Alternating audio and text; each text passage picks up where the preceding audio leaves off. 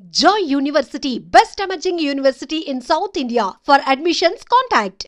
So very first movie Manisha films నుంచి వచ్చింది కొబ్బరి బొండం. 50 లక్షలతో తీశారు. అవును, 50 lakhs అయింది. ఓకే, అసలు ఏమీ తెలియని బిజినెస్లోకి మీరు ప్రతిసారి ఎంటర్ అవుతున్నారు. ఆ ఇండస్ట్రీలోకి మీరు ఎంటర్ అవ్వాలి అనుకున్నప్పుడు ఎస్వి కృష్ణారెడ్డి గారు ఎవరో తెలియదు, అచ్చిరెడ్డి గారు ఎవరో తెలియదు, ఊరికే ఇలాగ వచ్చి కూర్చునే వాళ్ళు మాట్లాడు ఫ్రెండ్షిప్. అంటే కొబ్బరి బొండం స్టార్ట్ అయిన 4-5 years నుంచి ఫ్రెండ్షిప్ ఉంది కదా. ఆ ఫ్రెండ్షిప్లో మేము గెయిన్ చేసాం. మంచి ఇది అయిపోయింది మా ముగ్గురికి. మంచి ఒక కాంబినేషన్, అండర్స్టాండింగ్, ఎవ్రీథింగ్ ఒక మంచిగా అయిపోయింది. మీరు ఫిల్మ్ ఇండస్ట్రీ గురించి తెలుసుకున్నారా మరి అప్పుడు? ఆ ఫిలిం నుంచి నాకు వీడియో ఉండే కదా, ఆ టైంలో టచ్ ఉండే కదా ఫిలిం ఇండస్ట్రీలో. అందరితోని రామ్ గోపాల్ వర్మ ఉంది, అందరితోని ఆ టైంలో కలుస్తుంటే ఫ్రెండ్షిప్లో. సో ఎంత తెలుసుకున్నప్పటికీ, ఎన్ని టచ్లు ఉన్నప్పటికీ, అర్థం చేసుకున్నప్పటికీ కూడా డబ్బు పెట్టేది మీరు. అక్కడ 50 లక్షలు అనేది మీరు సంపాదించిన డబ్బు. అది రేసింగా ఇంకోటి మీ ఓన్ డబ్బు. అది 50 లక్షలు పెట్టి ఫిల్మ్ ఇండస్ట్రీలోకి రావడం అంటే నాన్నగారు ఉంటే వద్దనే వాళ్ళు కదా. నాన్నగారు ఉంటే అసలు ఎప్పుడు నో అని చెప్తుండే, అదే ఇది పెట్టుకోబోయే ఎందుకు ఇవన్నీ చేస్తామని చెప్తున్నాం. కిరాణ్ షాప్ కాకపోతే ఒక పెద్ద మాల్ పెట్టుకోండి, సూపర్ మార్కెట్ పెట్టుకోగానే 50 లక్షలు పెట్టి ఒక సినిమా అయింది అనేది ఇండస్ట్రీ. అది బస్ అది ఏమో మీద నుంచి నాకు మైండ్లో వచ్చింది, చేసేసాను. అయినా ఆశీర్వాదం ఉందేమో అంతే. 50 లక్షలతో కొబ్బరి బొండాన్ని తీశారు రాజేంద్ర ప్రసాద్, సౌందర్య. ఆ కాంబినేషన్ చాలా సినిమాల్లో రిపీట్ అయింది, అన్ని సినిమాలు సక్సెస్. యాక్చువల్గా ఒక సినిమా అయింది అంటే ఆ కాంబినేషన్ని కంటిన్యూ చేయాలనే థాట్ ఎవరిది? ఆ థాట్ అంటే మేము ముగ్గురం కలిసే డిస్కషన్ చేసుకున్నాం. ఒకటి చేసాము, ఓకే నెక్స్ట్ ఇట్లా చేస్తాం, మనం ముగ్గురమే చేస్తాం, ఎందుకు ఇది ముగ్గురం కలిసి ఒక ఫోమ్ స్టార్ట్ చేస్తాం. మనీషా వీడియో నాది ఫస్ట్ జరుగుతుంది. ఆ టైంలో మేము ముగ్గురం కలిసి ఒక ఫోమ్ స్టార్ట్ చేసాం, మనీషా ఫిల్మ్స్ అని. దానిలో ఫస్ట్ మూవీ మేము ఒక డబ్బింగ్ పిక్చర్ చేసాము, అయ్యర్ ది గ్రేట్ అని రీమేక్ రైట్ తీసుకున్నాము, మలయాళం మూవీ. అది సూర్య ది గ్రేట్ అని చేసాము. అది రిలీజ్ చేస్తే సక్సెస్ అయింది. So immediately we gone to production house. So మేము ముగ్గురం కలిసే కంటిన్యూస్ స్టార్ట్ చేసాము. ఓకే, సో ఏమన్నా మనం ముగ్గురం చేస్తే దీనిలో చేయాలి అనుకున్నాం. సో మీరు అచ్చిరెడ్డి గారు ఇద్దరు ప్రొడ్యూసర్స్ గా ఉండేవాళ్ళు? అవును, నేను కిషోర్ రెడ్డి ప్రెజెంట్స్ అని ఉండే, ఆయన ప్రొడ్యూసర్. కాకపోతే ప్రొడక్షన్ హౌస్ పార్ట్నర్స్. ఇవన్నీ పెట్టుకొని ఇంత చేసినప్పుడు సరే మీరు ముగ్గురు అంటే ప్రతి దాంట్లోనూ మనీషా ఫిల్మ్స్ అనేది ఉంది కాబట్టి ఓకే. రాజేంద్ర ప్రసాద్, సౌందర్య గారి కాంబినేషన్ కూడా అలాగే వచ్చింది కదా. ఎన్ని సినిమాలు చేశారు ఇద్దరితో? ఎక్కువ సినిమాలు చేసింది ఇద్దరితోనే. అంటే మనీషా ఫిల్మ్స్ లో సౌందర్యది రాజేంద్రుడు, గజేంద్రుడు, మాయలోడు. దాని తర్వాత కృష్ణారెడ్డి డైరెక్షన్ కూడా చేశాడు కదా. తర్వాత ఆయన కూడా చాలా సౌందర్యం చేశాడు. అది ఓకే. ఈవెన్ అనుకున్నాం అట్లా బస్ అంతే.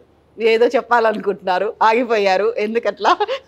అట్లా ఏం లేదు, కొంచెం ఉంటాయి కదా ఇవన్నీ, కానీ అట్లా ఏం లేదు. ఏదో డిస్కషన్స్, అండర్స్టాండింగ్ తోని ఏ పని చేస్తే మేము ముగ్గురం డిస్కషన్, అండర్స్టాండింగ్ తోనే చేస్తాం.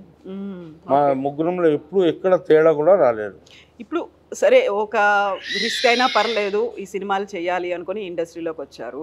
రాజేంద్రుడు, గజేంద్రుడు, కొబ్బరి బోండం, మాయలోడు, యమలీల, ఇవన్నీ కూడా ఎక్సే బడకరేక్ అంటారు కదా, అట్లాంటి సినిమాలు చేశారు. Total different. అప్పటి నుంచే మా ముగ్గురులో ఒకటి, మనం మార్కెట్ నుంచి కొంచెం డిఫరెంట్ చేయాలి.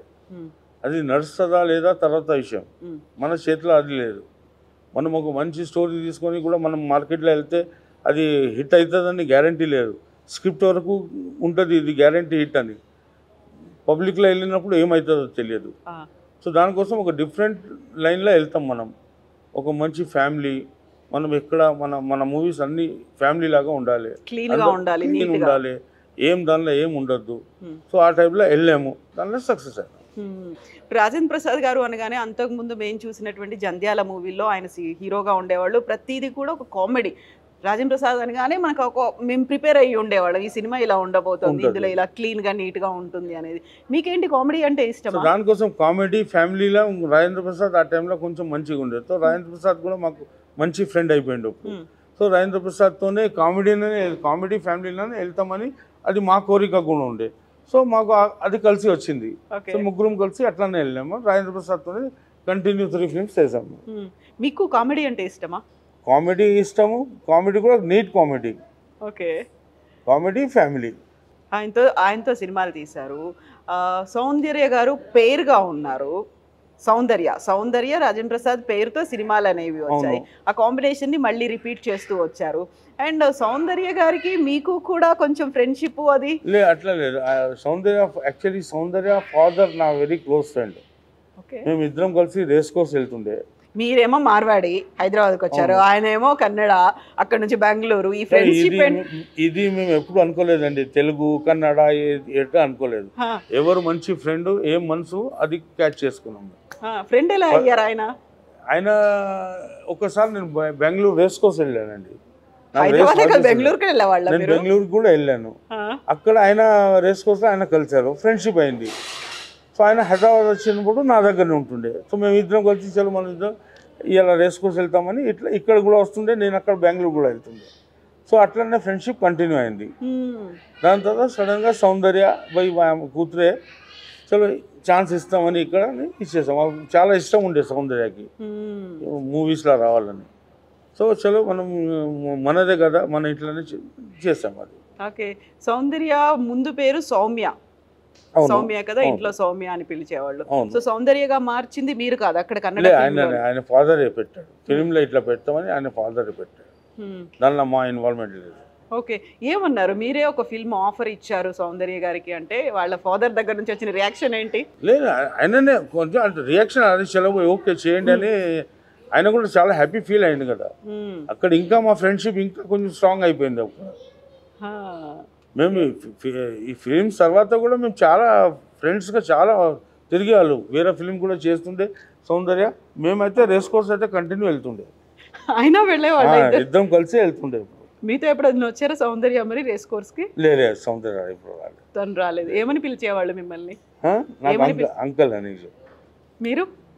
మీరే సౌందర్య అని చెప్తుండే. అంతేనా? బేటా బేటీ ఇలా? లేదు, అట్లా ఏం లేదు, సౌందర్య అని చెప్తుండే.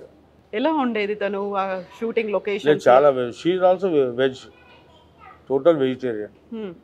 సో వెజిటేరియన్ ఫుడ్ అంటే చాలా ఇష్టం. సో అది కూడా మేము మెయింటైన్ చేసాము. మాతోనైతే చాలా రియలీ ఫ్యామిలీ మెంబర్ లాగానే ఉండే, నా కూతురు లాగా ఉంటుండే. నా డాటర్ మనీషా వాళ్ళిద్దరు చాలా ఫ్రెండ్స్, ఇంట్లో ఆడుకుంటుండే అప్పుడు.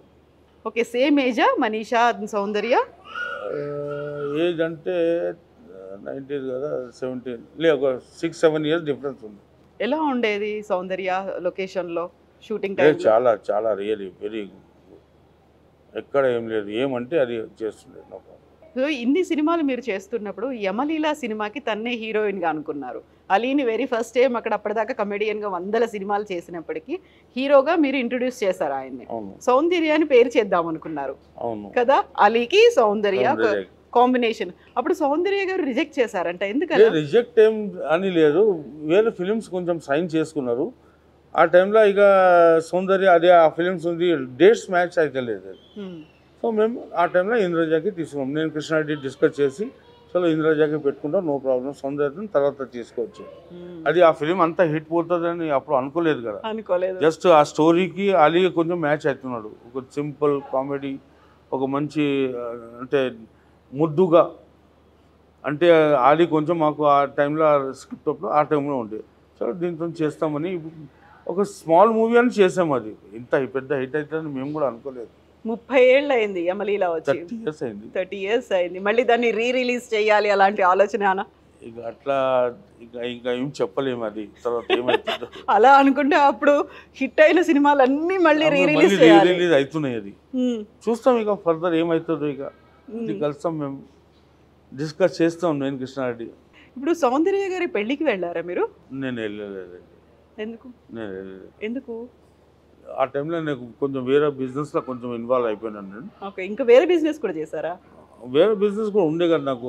ఆ టైంలో షేర్ మార్కెట్ చేశాను, ప్లస్ గుర్రాలు ఉన్నాయి నాకు. గుర్రాలు ఇక్కడ బాంబే ఇక్కడ అంతా అందరితో అక్కడ వెళ్ళాలి, ఇవన్నీ ఉండే. దానికోసం నేను అక్కడ టైం దొరకలేదు నాకు. సడన్ గా తను ఎలక్షన్ క్యాంపెయినింగ్ కోసం వెళ్ళారు, వెళ్ళిన తర్వాత హెలికాప్టర్ క్రాష్ లో చనిపోయారు. సడన్ ఆ న్యూస్ ఫస్ట్ వచ్చింది నాకు, కానీ నేను అక్కడ ఆ టైంలో వెళ్ళలేదు. నేను ఇక ఇక్కడ ఉన్నదని నేను వెళ్ళలేదు. అప్పుడు కూడా వెళ్ళలేదా తను చనిపోయినప్పుడు? వెళ్ళలేదు, నా మిస్టేక్ అది.